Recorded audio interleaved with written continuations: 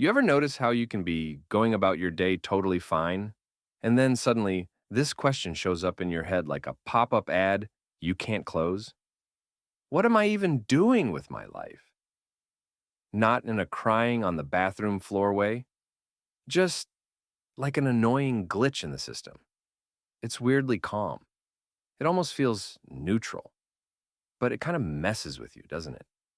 Not depression, not crisis, just that subtle, persistent aimlessness a lot of people feel now. Even when, on paper, everything is fine. If you feel that way, you're not some rare case. Most people just don't admit it because it sounds like you're failing at adulthood. But think about it. You can be in school, have a job, be in a relationship, and still feel like you're wandering around with no actual direction. It's this sense that your life is technically happening, but you're not sure why any of it matters, not dramatically, just a bit disconnected. Almost like you're living on autopilot and you only become aware of it when something interrupts the pattern. Sartre would look at you and probably say, "Yeah, that makes sense."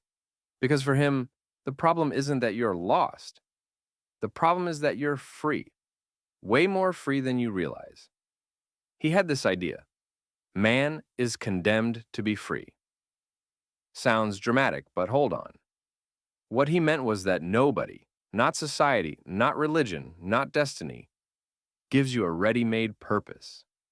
You're thrown into existence first, and then you have to figure everything else out yourself. So when you ask yourself, what am I doing with my life? Sartre would say that's not confusion. That's the correct reaction to your situation. Freedom is confusing, it's messy, it's full of doubts. You're basically choosing who you're going to be every day, whether you want to or not, and that's exhausting, even if you don't notice it. Here's where it gets interesting.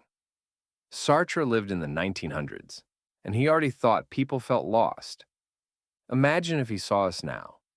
Because today, we aren't just free, we're drowning in choices. You can study anything, date anyone, switch careers 10 times, move countries, reinvent yourself online, all before lunch if you feel like it. That sounds great, but here's the catch. When everything is possible, nothing actually feels meaningful. Choosing becomes harder because every choice eliminates 1,000 other versions of you. One major reason people feel aimless today is simply this. You know you could be doing something else, something better, something more impressive, something more aligned. And that constant awareness makes the present moment feel insufficient. Sartre thought that when people don't choose, when they float through life, it's often because choosing feels risky, because choosing means committing, and committing means being responsible for the outcome. If you pick a path and it doesn't work out, you can't blame destiny or society. The responsibility is yours. So aimlessness becomes a way of staying safe. You avoid choosing so you don't have to deal with the burden of being the one who chose. This isn't laziness, it's avoidance, and it's extremely human.